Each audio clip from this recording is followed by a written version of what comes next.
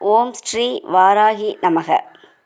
ஆஷாட நவராத்திரியின் 8ஆம் நாள் அஷ்டமி திதி. இது வாராகிக்கு உகந்த நாள். இந்த 7 நாட்களுமே உங்களால் பூஜை செய்ய முடியல, சென்ற பஞ்சமி அன்னைக்கு கூட நம்ம பூஜை செய்ய முடியலையே அப்படின்னு இயங்கக்கூடிய பக்தர்கள் ஞாயிற்றுக்கிழமை வரக்கூடிய அஷ்டமி திதி அன்னைக்கு வாராகி வழிபாடை செய்யலாம். இதை செய்கிறதுனால என்ன பலன் கிடைக்கும் அப்படின்னு நினச்சிங்கன்னா, உங்களுக்கு எல்லா வகையான பிரச்சனையுமே தீரும். எதிரி தொல்லை நீங்கும். பூமி சம்மந்தப்பட்ட எந்த பிரச்சனையுமே தீரும்.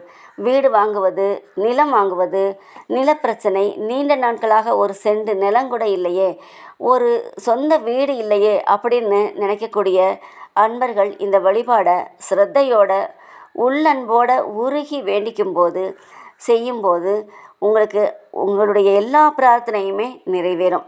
இயன்ற அளவு ஏதாவது ஒரு வகை பூ, ஒரு வகை பிரசாதம், ஒரு கிழங்கு வகை வைத்து நைவேத்தியம் செய்து இந்த பூஜையை முடிக்கலாம்.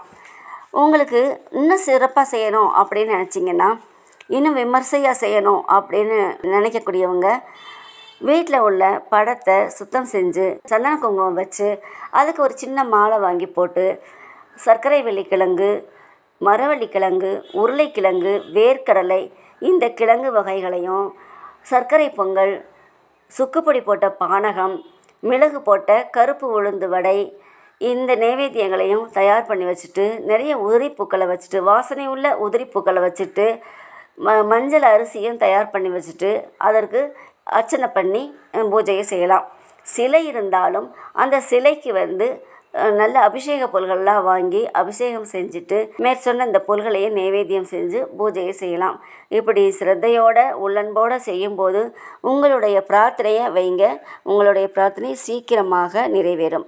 இனி அடுத்த ஆண்டு தான் ஆஷாட நவராத்திரி வரும். இந்த நவராத்திரியை பயன்படுத்தி உங்களுடைய வாழ்வில் சிறப்படைய அந்த வாராகி அம்மனை வேண்டுகிறேன். நன்றி, வணக்கம். மீண்டும் அடுத்த பதிவில் சந்திக்கலாம்.